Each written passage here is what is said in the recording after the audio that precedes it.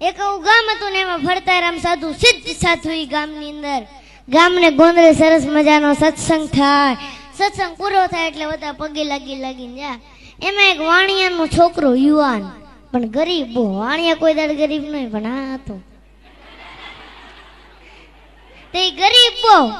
તે બધા પગે લાગીને જતા રહે ને તોય ગુરુભાઈ એમને શાંતિ બે.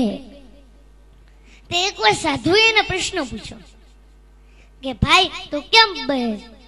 એને કીધું ગુરુ સવારથી સાંજ સુધી મહેનત કરું છું, પરસેવો ફાડું છું, પણ ગુરુ રાત્રે ખાવાના રોટલાનું થતો નથી.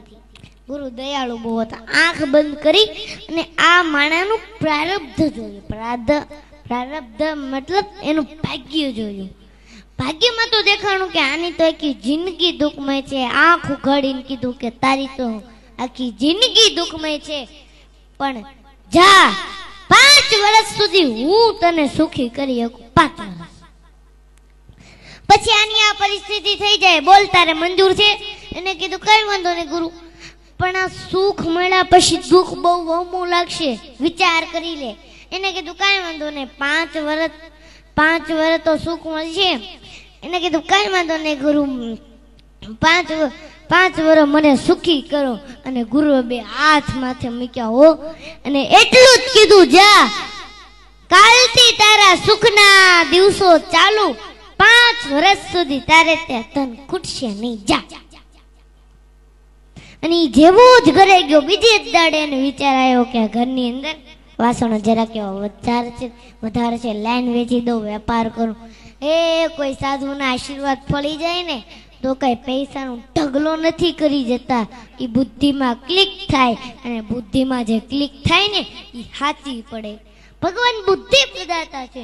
અને ઓલાએ જે ધંધો ચાલુ કરો ઓબલ ને ત્રોબલ ને એવો ધંધો એવા નાણાં ને કે માણા આગળ પાછળ ફરવા મળ્યા. નાણાં આવે એટલે માણા આવે. અને પૂછ્યું કે ભાઈ તારે લગ્ન કરવા? તો કે હા લગ્ન તો કરવા. કહું કે છોકરી આપીને લગ્ન થઈ ગયા. અને પછી હું એક વાત તમને કહું ને, આપણે બધાને મગજમાં ઉતારવા જેવી છે. ઈ બાએ વિચારો કે ભેગું કરવું જ નથી.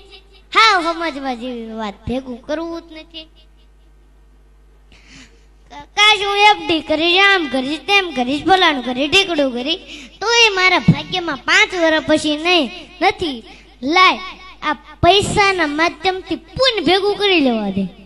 મોટા મોટા સત્કર્મ કરાવે, કુવાઓ ખોદાવે, વાવું ગળાવે, જનતા અનેક ક્ષેત્રો ચાલુ કર્યા.